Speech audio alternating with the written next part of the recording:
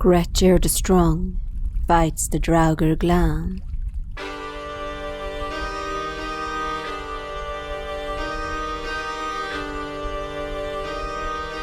This story is mainly based on the Swedish translation by Albert Ulrik Bohr in 1901, spliced with other versions that I have had told to me or stumbled across on the internet and in books.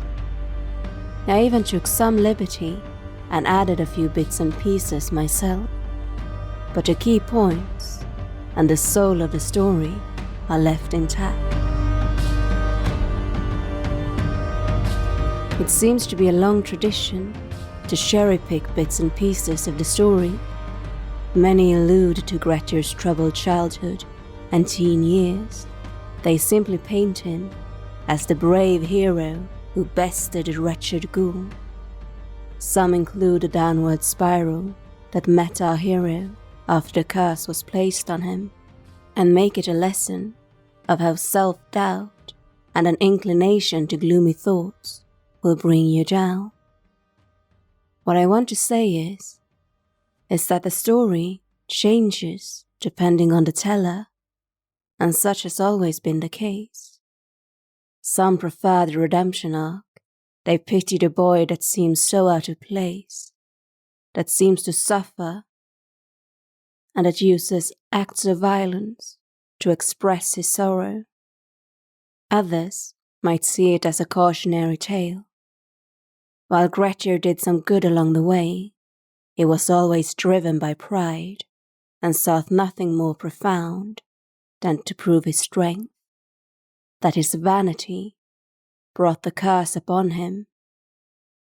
Others focus on the draugir, a heathen man among Christians. They see him as a representation of what will happen to a person that refuses to white Christ and turns his back on the church. A soul without salvation that's left to roam in anger until he meets his final death. So in that spirit, I urge you to take what you need from this story and keep the tradition alive. Let us ensure that this story will survive and evolve for the next thousands of years to come. Background: the story of Grettir and the draugir Glam is part of a saga called Grettir's Saga. The original author of this story is hard to determine, and the absolute knowledge of who first wrote it has been lost in time. Some sources state that it might have been the educated Sturla Thordarson, a chieftain, lawman, poet, and author of sagas. A man that also happens to be the nephew of the illustrious saga writer Snorri Sturluson, the man credited as the writer, or at least editor, of the Younger Edda. Simply put, this is a family well versed in the art of spinning a tale. When it comes to our prehistory and our early history, it is often a guessing game. The exact year of when the story ought to have been written is also left to suggestion, and all that we can say for certain is that it would have been written sometime during the second half of the 13th century. The story itself is believed to occur between the years 880 and 1050. This places the story in what we usually refer to as the Viking Age, or rather, the later part of the Iron Age. Though it is doubtful that Grettir himself would have considered himself to be a Viking. Most likely, he would have seen himself and introduced himself as his father's son, born and raised in Iceland on the farm Bjarg, the son of a well-to-do farmer, maybe an adventurer. To toss the term Viking around casually in conversation is a much later occurrence. What is a draugir? There are many stories and claimed testimonials of encounters with the hideous creatures known as draugir. At times, they are described as an early zombie, not quite a ghost, but a mutated corporal form of a disease. A Swedish version of the word is likspöke, which roughly translates to corpse ghost. It's a horrible creature that haunts the poor unsuspecting people who gets in its way. Unlike our more contemporary zombie, the draugir is aware of what it's doing. Like a poltergeist, it is driven by anger and jealousy, and it enjoys and draws pleasure from scaring the living. Some are even said to be so greedy that they climb down into a rich man's grave and claim the grave goods as their own. They guard their treasures like a dragon would guard its hoard. Draugirs can talk to the living, hear what we say to one another, eavesdrop. And when the mood strikes them, they can utter abominable curses. Driven by jealousy and bottomless greed, they seek out people who own things that they themselves lack or lacked in life. So be careful when bragging about money or assets or near a grave. There are ways to know if a draugir is near, for wherever the draugir goes, follows a stench of decay, of death and soil. They are inhumanely strong and can double their body mass, swell up and become huge, something that they often utilize when they torment the living. The draugir's favorite attack is to sit on the victim and let the poor person suffocate and be crushed under its enormous weight. During the Bronze Age, people in the Nordic countries increasingly switched to burning their dead, maybe a desperate attempt at stopping the undead. Well, most likely not, but the fact is that according to several legends, to avoid the creation of a draugir, the deceased should be cremated, or when dealing with the death of a known brood, or an in other ways spiteful or grudgeful person, one could push a pole or a stake through the body, a bit like with a vampire. A draugir, or the creation of one, could also be stopped by separating the head from the body, for example, by placing it between the deceased person's legs. Some stories claim that burial in consecrated soil might be enough, but the absolute best way to avoid the creation of a draugir is without a doubt to live a happy life. When death occurs, so should peace of mind.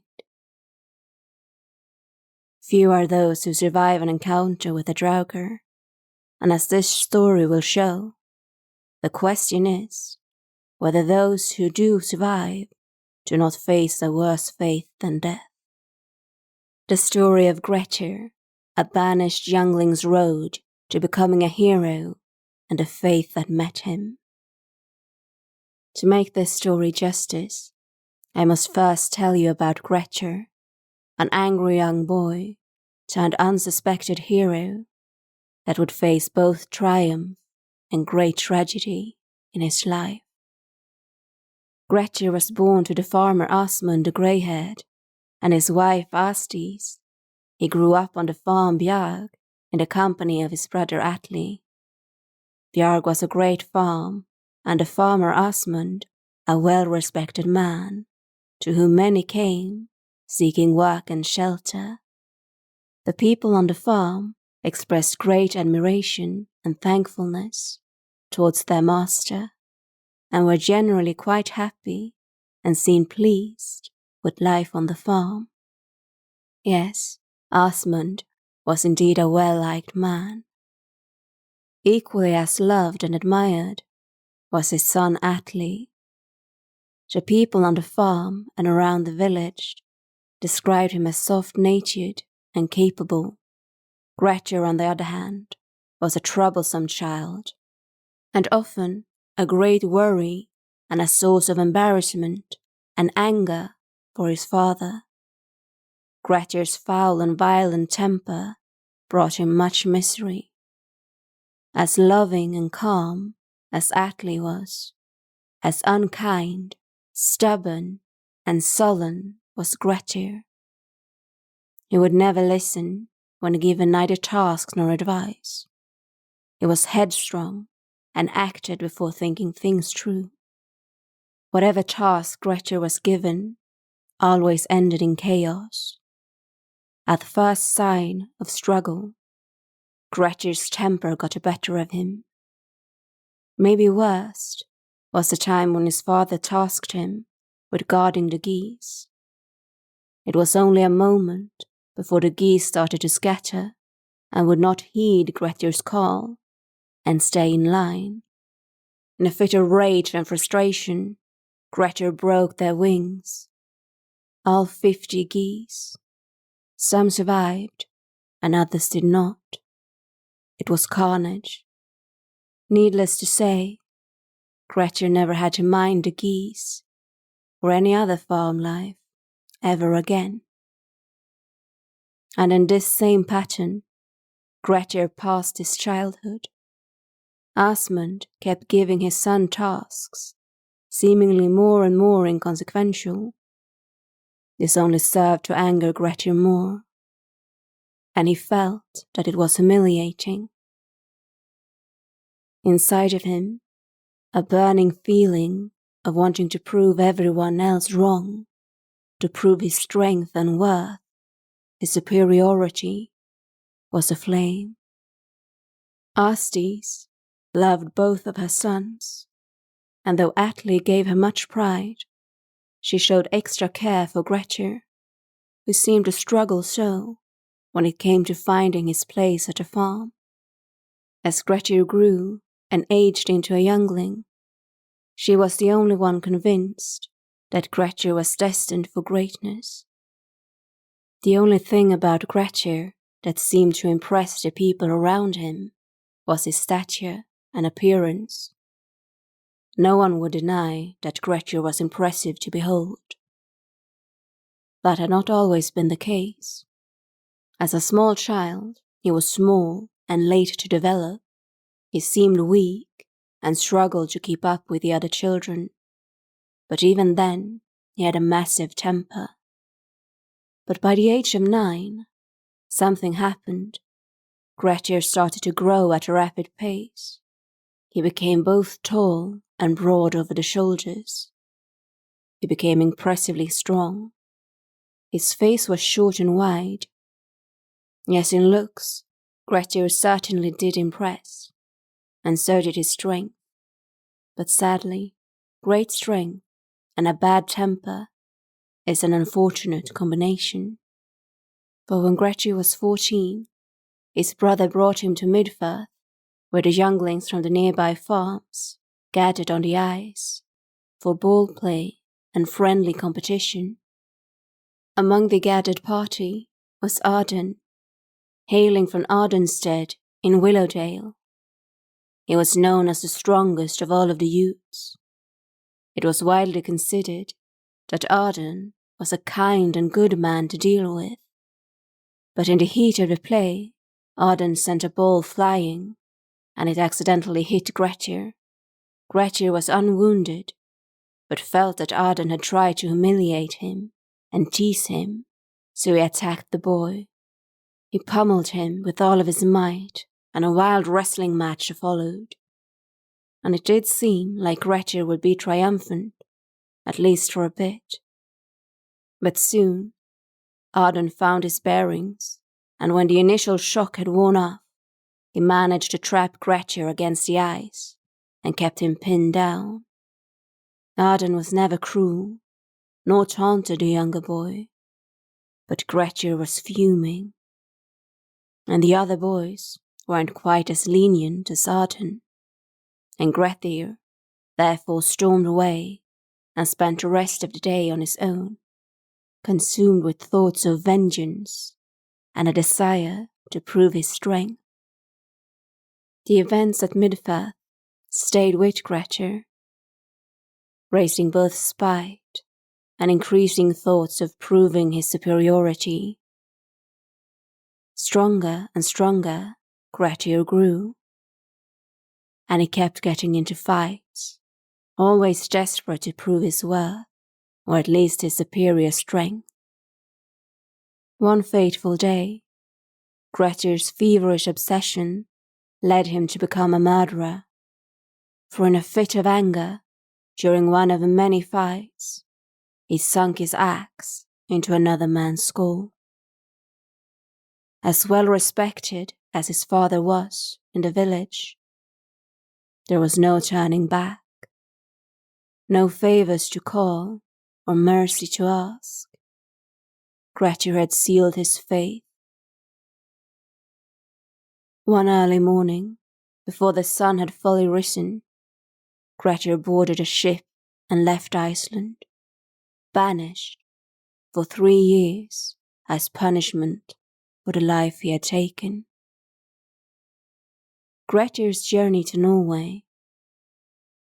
Before Grettir boarded a creaking old ship that would take him away from Iceland, he was given a precious gift by his mother. She had never lost faith in her son, but knew that he would face many hardships. To aid her troubled son, the loving mother gifted him a family heirloom, a sword that once belonged to her father, a famous adventurer. She assured her son that the sword would bring him honor and recognition, and that it would keep him safe during his exile. Grettir joined the crew of the creaky old trade ship, where he soon got on the other crew members' nerves. Just like on the farm, Grettir seemed useless. The others scoffed and cursed. They had never met such a lazy, quarrelsome young man, and just like on the farm, the others preferred Grettir to stay out of their way. Until one day, a great tragedy occurred. The ship was old and weathered, with many cracks and rotting wood. It was not long before the boat took in more water than the crew could empty. Bucket after bucket was tossed over the ship's railing. It was a hopeless struggle, and the crew feared for their lives. A watery grave seemed to await them. But the threat on his life sparked Grettir to offer his help, to the other men's great surprise. That surprise soon turned into wonder, and later to admiration and gratitude. While crewman after crewman succumbed to exhaustion, Grettir remained focused. Tirelessly he struggled. The buckets were emptied at an incredible pace, and the ship started to rise. With the help of Grettir and his great strength and stubbornness, they all survived and could disembark on Norwegian soil, where the chieftain, Thorfinn, offered them sanctuary. After that, no one called Grettir lazy or useless anymore. Sure, he was still moody at times, but a moody hero is a lot easier to tolerate than a troublemaking brawler. With renewed confidence, Grettir grew even stronger and much more proficient. Soon, he was known as a capable and heroic man, a great adventurer. He took employment with Thorfinn and stayed with him until his exile was over. Grettir worked hard and had many adventures during his stay. He brought Thorfinn renown and filled his coffers with silver and treasure. He fought the fiercest warriors and bested the most ferocious of berserkers. There is no wonder that Grettir became a close confidant and even friend of the chieftain. When it was time for Grettir to return to Iceland, Thorfinn paid his way and gifted him a small fortune as a parting gift. With Thorfinn's aid and recommendation, Grettir paid his way onto a ship owned by a renowned, high-born merchant, Thorkel, who dwelt in South in Hålogaland. Grettir was not unknown to the merchant. Impressed by Grettir's many great deeds and victories, the two became friendly. Grettir was even invited to stay with him over the winter until further sailing was made possible. Grettir happily accepted, and during his stay, he continued to show off his great strength and heroic nature. He protected the villagers and slew a mighty bear that had tormented the people for many months. Torkel and Grettir formed a strong bond and parted as the best of friends. The once lonely and out of place little boy now had not just dear friends, but powerful and influential friends. While he left his home in disgrace, he would now return as a well-connected hero with a small fortune to his name.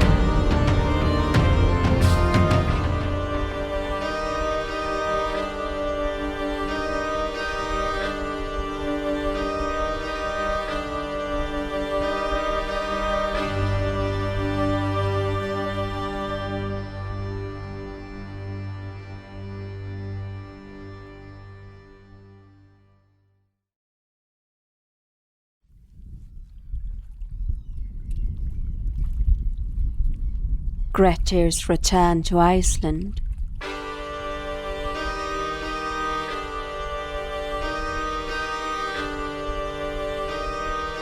The summer after Grettir's exile had ended, he could finally return home, where he was met in honor. His parents greeted him with open arms. Even his father, Asmund, embraced Grettir with a look of pride. The joy of returning home and finally feeling accepted quickly subsided and left Grettir restless and bored. His frustration slowly grew. The many triumphs abroad had not only convinced others of Grettir's strength and courage, but it had also filled Grettir's head with a heady dose of hubris. Suddenly, the old quarrel with Arden gnawed at him. Wave after wave of prickling anger and boiling humiliation washed over him. One day, when he felt especially bored with the quiet farm life, he decided that it was time to settle the matter once and for all. Grettir paid extra attention to his apparel. Before he bested the farmer in a brawl, he would make sure to impress Arden with his riches and show him who the superior man is. Carefully, he dressed in his finest clothes, saddled his finest horse with a beautifully stained saddle of excellent workmanship, a lavish gift from Thorfinn, and headed off towards Ardenstead. While Arden had been considered the strongest of his peers as a young man, he had now grown even larger and by looks stronger. This did nothing to dissuade Grettir. With the same impetuousness that had brought him so much trouble as a child, he launched at the large man and tackled him to the ground. Arden, still known for his kind and gentle nature, took on the challenge wholeheartedly, and just like it had years before, a wild wrestling match broke out. They ripped at each other's clothing. The dirt floor was torn up into a whirling dusty mist, and the house interior cracked and crashed around the fighting men. Their weapons and tools clashed and thumbled as they fell to the floor. The fight raved wild and wrought mayhem, disturbing the usually peaceful farm. Grettir finally managed to pin Arden to the floor with a loud thump and kept him there. Just as Grettir would declare himself victorious, A sound of horses' hoofs sounded outside. The two men stilled and listened. They now heard steps moving towards the threshold of the house. A man dressed in vibrant red clothing stepped into the upturned house. His well-tailored and beautifully decorated apparel clashed with the disarray of the ruined room. Even though he had a helmet covering most of his head, the two fighters could clearly see that the man did not look impressed. He narrowed his eyes, and with a stern, strong voice, he asked Grettir, "And what might you be up to?" The man was Bardi, the son of Gudmund from Asbjörnnes, a man towards whom Grettir felt great respect and admiration, a man that could be an influential ally.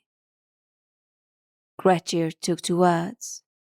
It was all in jest and good humour, merely a sport, a game of sorts, he answered, trying to look good-natured and sincere. Bardi scoffed. "It doesn't strike me as a very enjoyable game. Certainly not friendly, nor very fair. You, Grettir, are arrogant and impulsive, and Arden is lovable and kind." With a voice filled with distaste and an icy look on his face, Bardi ordered Grettir to release Arden at once. Grettir reluctantly loosened his hold, and Arden got up on his feet. Grettir followed Bardi out of the house and mounted his horse. He rode away, escorted by Bardi and his men, and before they parted, Grettir spoke again. "Bardi, I have heard that you plan to travel south this summer, to Bergfirth, to avenge your brother's death. Let me help you. I am stronger than most, and well versed in battle. I need a challenge. This will benefit us both." Bardi thought over Grettir's suggestion, for he had heard of Grettir's many triumphs and had seen his strength firsthand. But he also meant what he had said. He found Grettir arrogant and rash. Bardi therefore answered that he would think about the offer, but would need to seek the advice of his foster father, Thorarin the Wise. If Thorarin had any objections, Grettir would not be called. Bardi also requested a promise. If that would be the case, and Bardi would not seek Grettir's aid, he did not want any grievances. Grettir would have to swear to mind his temper and remain calm. Grettir gave his word, and the pair parted ways. Days turned into weeks, and soon summer arrived. Impatiently, Grettir waited, and waited, and waited, but he never received a word. Thorarin the Wise, a man that seemed to know and understand things that most men didn't, had advised his foster son to not join forces with Grettir, saying, "Grettir will only bring bad luck, and ill fate awaits him. Therefore, it is best not to take him as a companion." When the news of Bardi's departure reached Grettir, he became consumed by anger, so much so that he almost forgot all about his promise.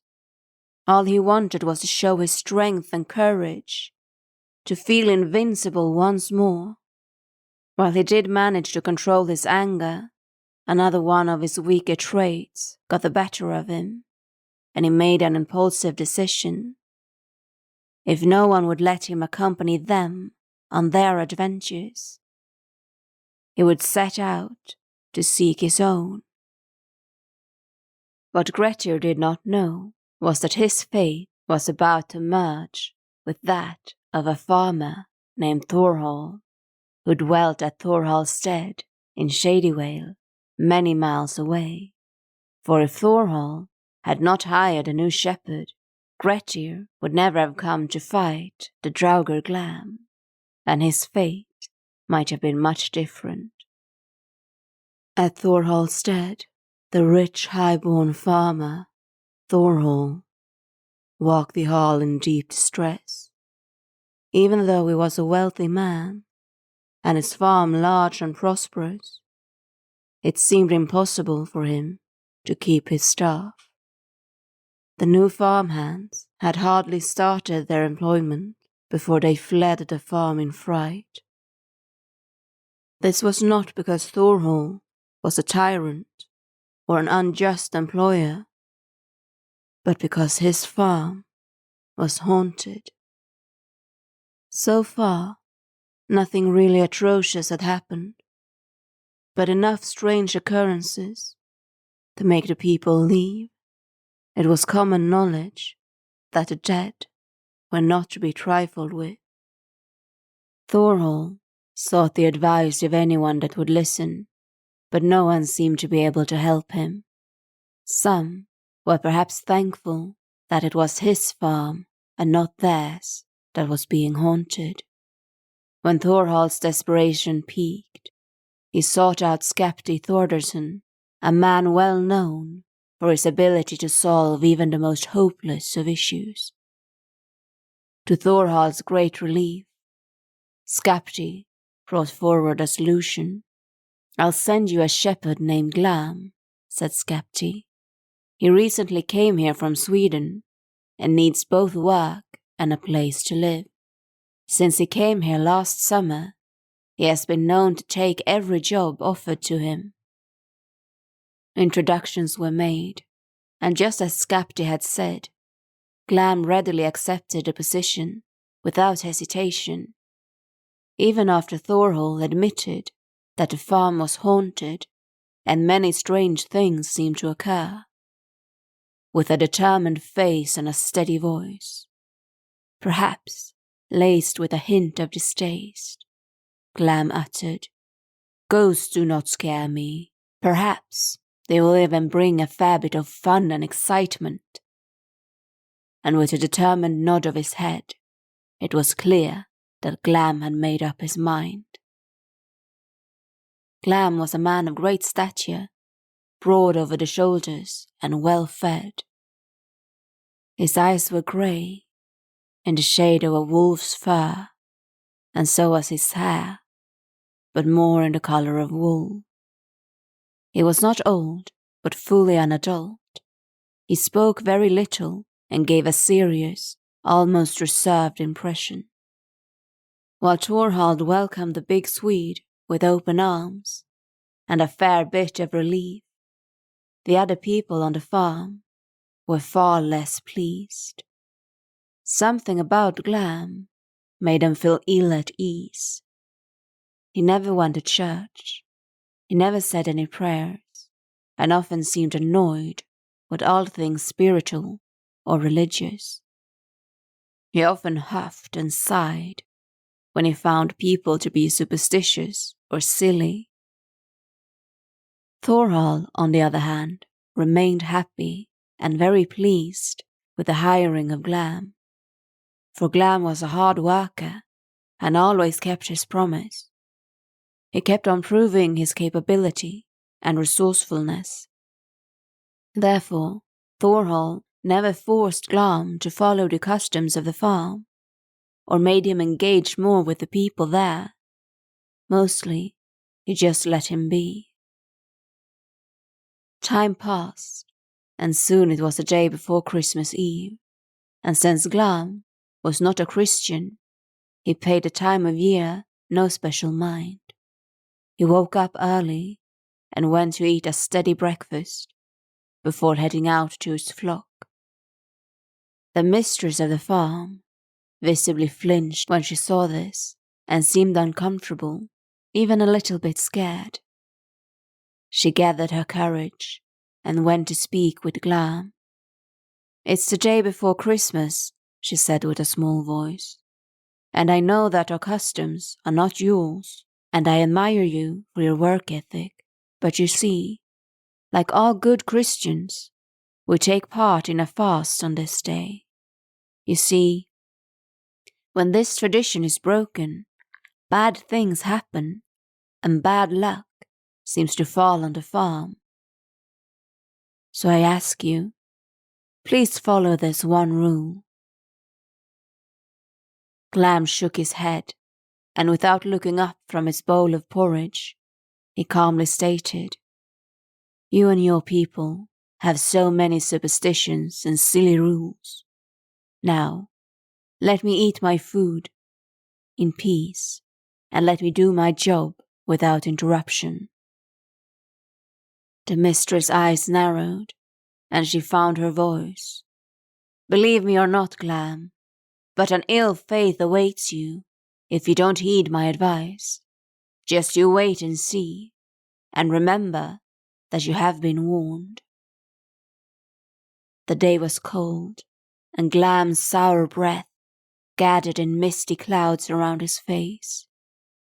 It was snowing heavily, and the wind whirled and sang, at times hitting the ground with a whipping sound. Most men, Christian or not, would have opted to stay inside, but Glam set off with his herd.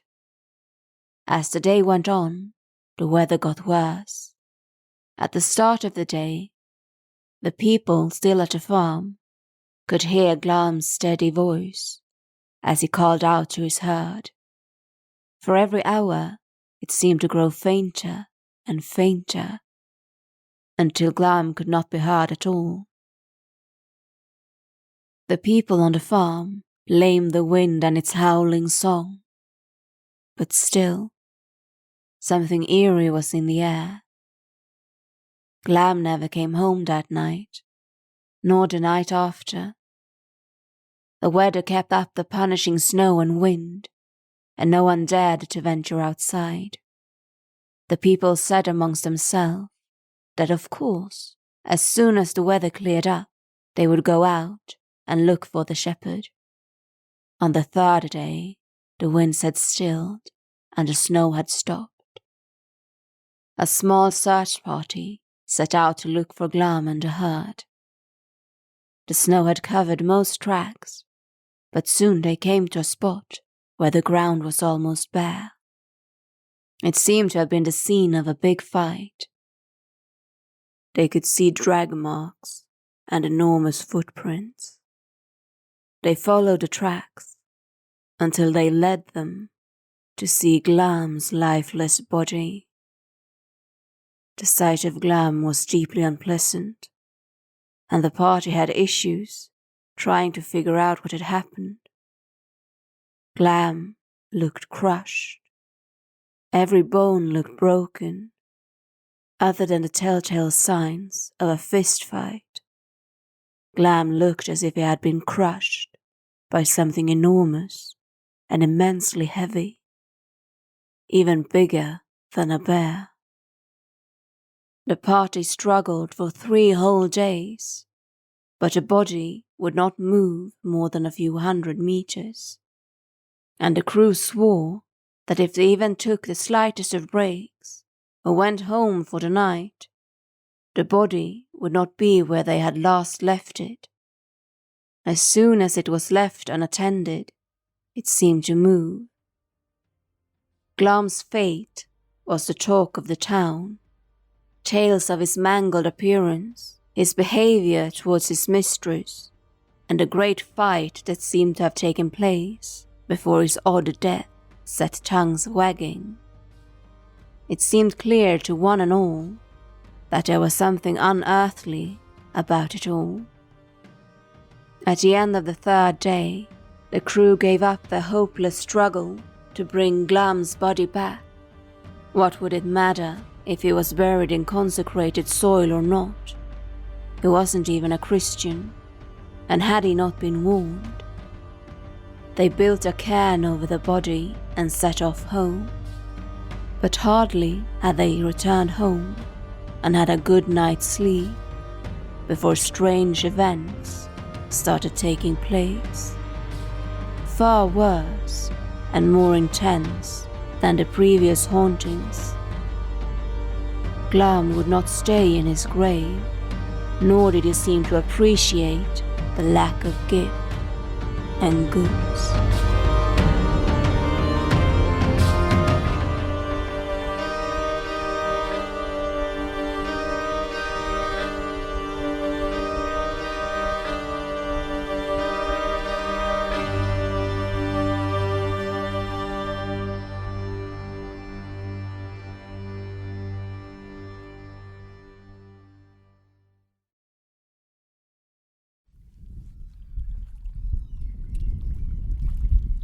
Glam the draugir plagues the land.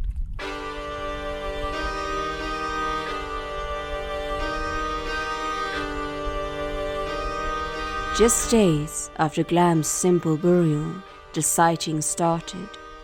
More and more people seemed to have seen Glam skulking around the farm or in the village, and soon they would come to hear him too. As soon as the sun set, Glam would wreak havoc. Petrified by terror, the villagers heard him up on the rooftops, pounding and kicking, seeming to want to tear the house down. The animals that did not die from stress, Glam outright killed. The villagers started to get sick and suffer horrible headaches and paranoia. They seemed to see horrible sights. Every shadow and the smallest sound became a threat. No one dared to venture out, other than those who fled, never to return. A few weeks into the new spring, hope spread in the village. Day after day passed, without any sight nor sound from Glam. Maybe their suffering was finally over, and the draugir had found his peace. Weeks turned into months, and Thorhall decided that the farm was safe. He hired new help and purchased new animals. Since so many had fled during the winter, most of the new farmhands were foreigners, just like Glam. Among the new workers was a man named Thorgerd. He was tall and large, strong as two full-grown men. He was good-natured and a hard and dedicated worker. Unlike Glam, he was friendly and often engaged with the other people. He had a good sense of humor and often a big smile on his face. Thorhall, who at heart was a good and honest man, decided to be honest with his new employees. He told them all about the hauntings and the tragic fate of Glam and the destruction and terror that he'd spread during the winter. Thorgerd was first to speak, and merrily he replied, "Well, that may be true, but it would take much more to drive me away from honest work and decent lodgings." As the snow returned to the farm, so did Glam. He pounded on the roofs, kicked the walls with his heels, and made terrible sounds. But Thorgerd seemed unfazed, and in his usual good mood, he simply stated, "Glam would have to come much closer than that to scare me. A bit of noise is annoying and all, but mainly, I feel sorry for the wretched soul." Imagine being so angry and bitter, so warped, that the only thing that will give you an ounce of rest is the suffering of others. For a soul like that I can feel no fear, only pity. As Christmas time came around again, the people of the farm grew weary, especially the mistress. She decided to take it upon herself to talk to Turgot and try to keep history from repeating itself. Though Thorgod was as friendly as Glam had been reserved, she feared for what the foreigner might do. She sat down with Thorgod and urged him to follow the customs of the season and to please stay indoors, to not leave the farm until Christmas was over. Don't worry yourself, mistress. No need to stress over what could or could not be, Turgot replied.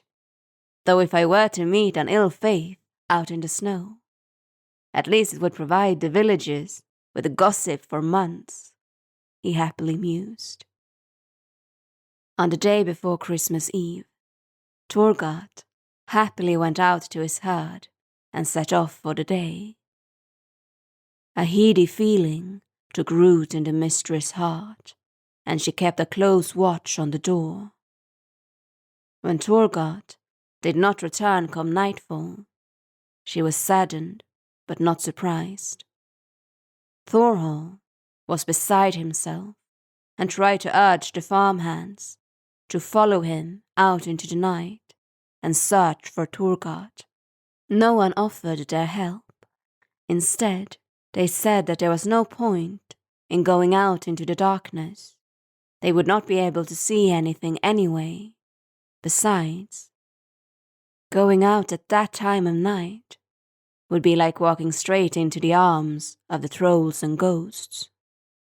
Better to stay indoors, eat well, drink well, get a good night's sleep, and head out in the morning.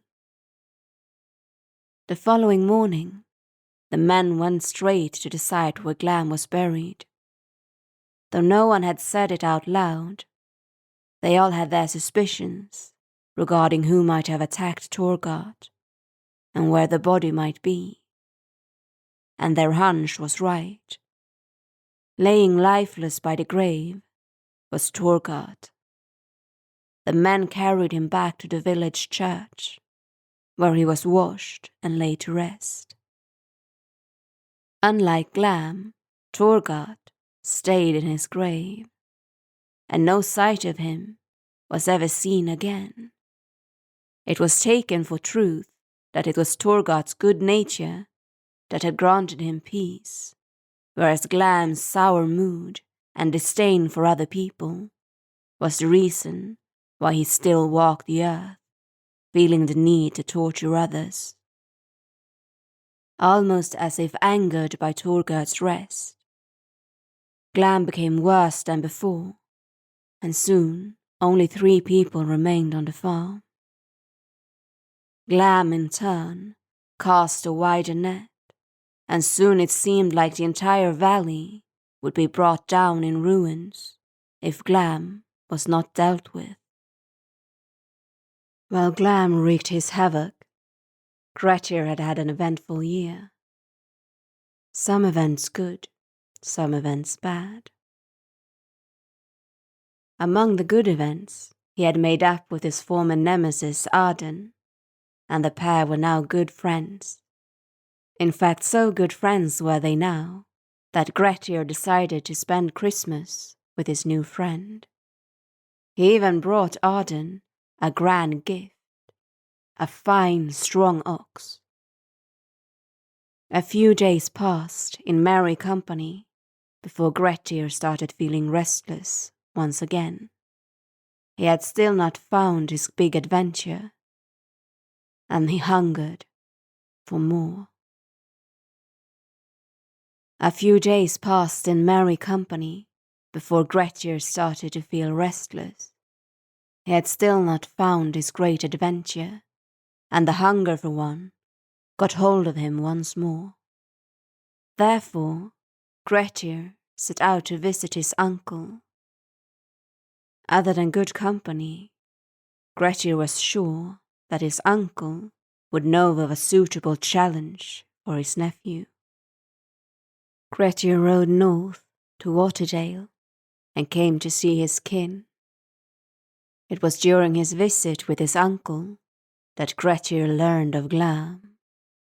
His uncle lived in a neighbouring village, and while they had fared fairly well during Glam's rampage, the people of the valley were startled and spoke of little else.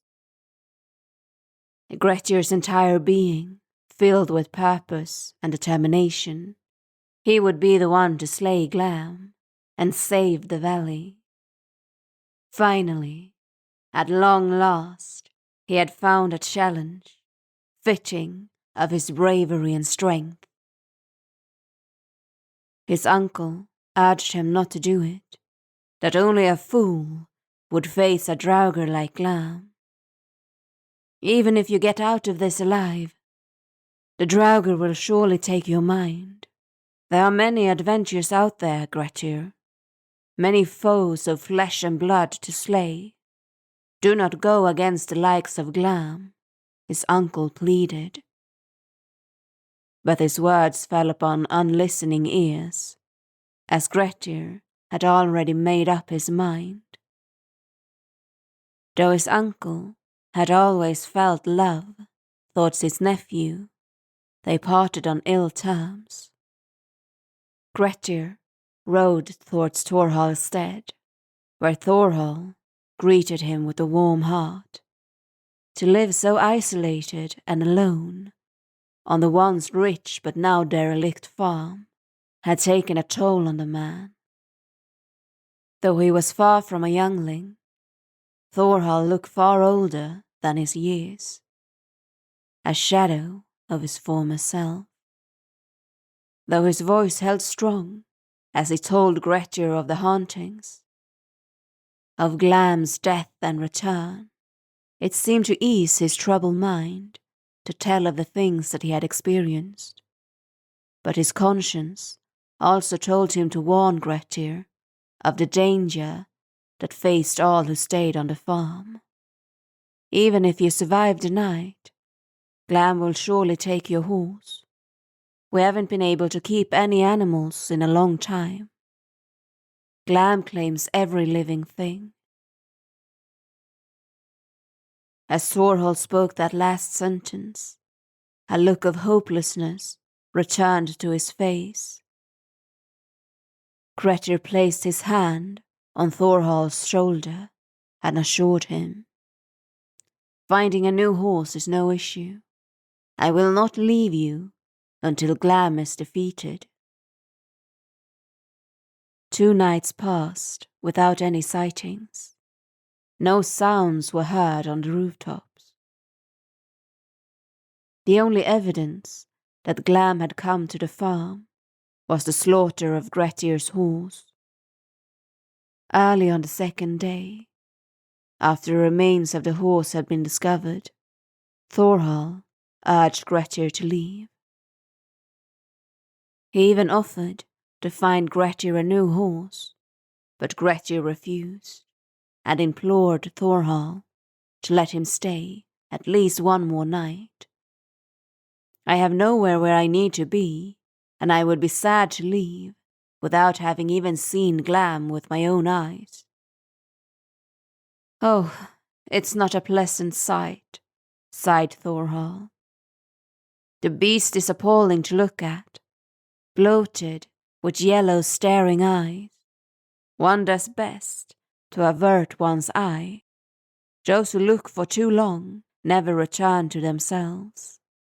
But for every night that you are willing to stay, you are welcome as my guest." Grettir formed a plan. Since Glam seemed to know to avoid him, Grettir would have to trick him, letting him believe that Thorhall, his wife, and a single farmhand were the only ones left on the farm. Camouflaged, Grettir laid himself down, as flat as possible, on a bench in front of Thorhall's bed. While he lay in wait, he let his eyes roam around the room, and just like the rest of the farm, the room was derelict. The farm had been attacked so often that the residents hardly saw the need to do any great repairs.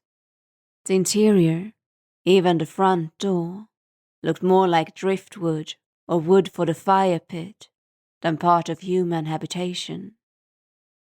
The entire house looked like it was one blow from falling apart.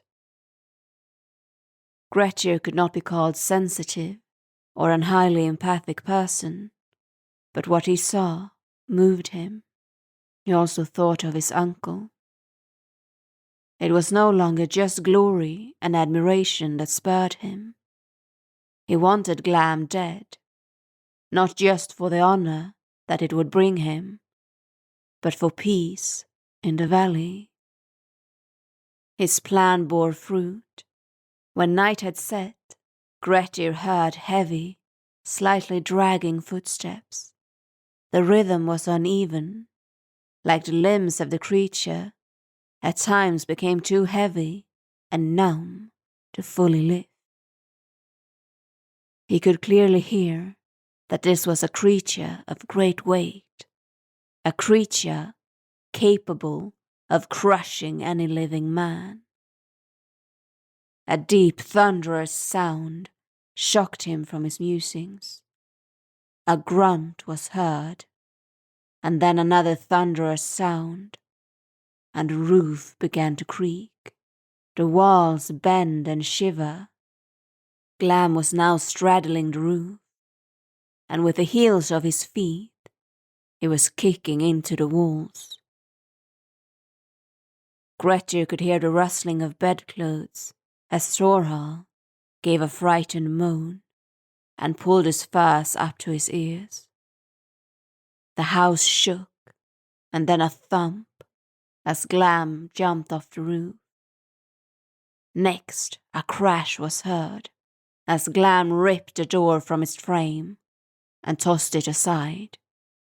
In the darkness, Grettir could make out the contours of a swollen face and two glowing yellow eyes. Even now, shielded by shadows, Grettir could tell that Glam looked hideous. The eyes alone sent shivers of unease and disgust down Grettir's spine, but he also felt something like hunger. Finally, an opponent worthy of his greatness, a true challenge that would ensure that people far and wide would know that not only was he the strongest, but also the bravest man to have ever lived. Grettir felt so pleased that his trap had worked. He could feel that the victory was close. Glam entered the room, seemingly angered by the lack of things to smash or people to scare. He set his sights on Thorhall, who in turn closed his eyes but remained still and quiet, but for a soft whimpering. Glam's eyes fell on the fur, but he didn't detect a man hidden under it. He reached for it and took a forceful grip around its edges, and he pulled. Then he stared down at it, confused, and he pulled again. But the fur didn't move. In fact, it seemed to struggle back. Angered, Glam did a mighty pull, using all of his great strength, and the fur gave after, and Glam fell backwards with a big thud.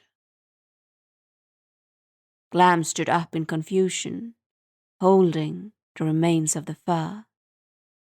But before he had fully found his feet, he felt a tight grip around his waist. Even in a state of surprise, Glam was inhumanly strong and would not go down without a fight. He struggled back, tossing his body back and forward, trying to make Grettir lose his grip.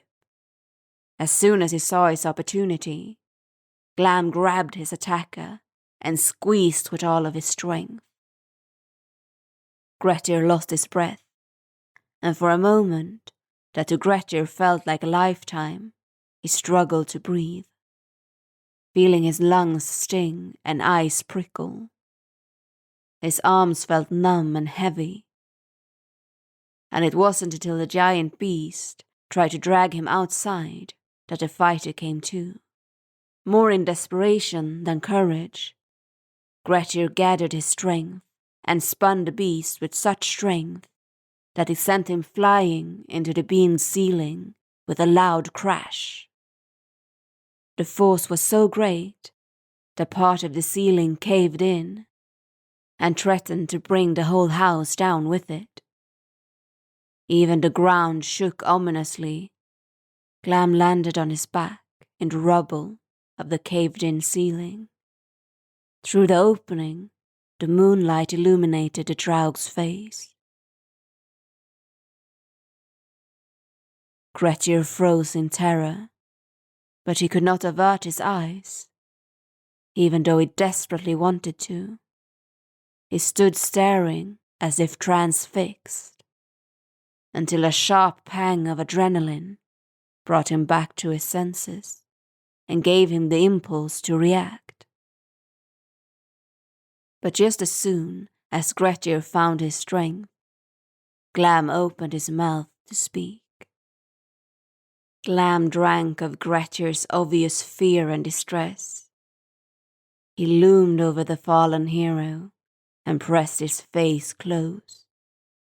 With a hissing voice, made even more disheartening by the foul breath that followed it, he said, "You have made quite the endeavour just to look upon my face, Grettir Asmundsson. Sadly, I fear that you'll come to regret it. From this moment on, your great strength will leave you. You will suffer bad luck, and the darkness will haunt you. For the rest of your short life, my eyes will follow you. An ill fate awaits you, Grettir. This is my curse on you." Grettir snapped out of his petrified state. With a steady arm and great force, he pulled his sword and swung it, making a great gash over the draugir's neck. As soon as Glam hit the ground, Grettir made short work of decapitating the beast, placing the head by the giant's thigh so it would never be able to attach itself again. For a moment, the world was still, like the valley itself was making sure that it was finally okay to exhale. A light breeze could be heard, and Grettir's deep, laboured breath, but nothing else. There was peace at last. Only then did Thorhall dare venture out of his bedroom. When he saw his tormentor lying on the ground, clearly defeated, he was overcome by great emotion. He congratulated Grettir for his victory, and thanked him profusely for freeing not just their farm, but the entire village of the hateful Glam. Finally, they would all be able to live again. They burned Glam's remains until only charcoal and ash remained. They gathered the ashes in thick bags of hide, so dense that not even a single drop of water would spill from them. The bags were buried deep in the ground, far away from the places where people and cattle dwelled. Glam was never seen nor heard again, and for that the people of the valley were immensely thankful. For 3 days and 3 nights, Grettir was celebrated as a hero. Many were those who sang his praise. But fear had sprung its root in the heart and mind of Grettir. What if the draugir's curse would come true? Day by day, the unease grew, until it was a giant blossom in his chest. Grettir's biggest triumph would also be his last. He told one of his father's close friends, Thorvald Oscarsson, how Glam's yellow gaze came over him as soon as he closed his eyes. He was introduced into a world of shadows and fear, of doubt and anger. He was too afraid to venture out alone once the sun had set. Even in the comfort of good company and a warm fire, he felt unease. He bitterly wished that he had never set his eyes on the draugir. Thorin the Wise was proven right. Grettir did meet an ill fate. He ended his life as a banished outlaw, far from home, in fear, and so terribly alone. From Grettir's fate, a proverb was born. To those who see frightful things where they are not to be seen, Glam has lent his eyes. So now, you know what you should do if you ever see a draugir. Avert your eyes.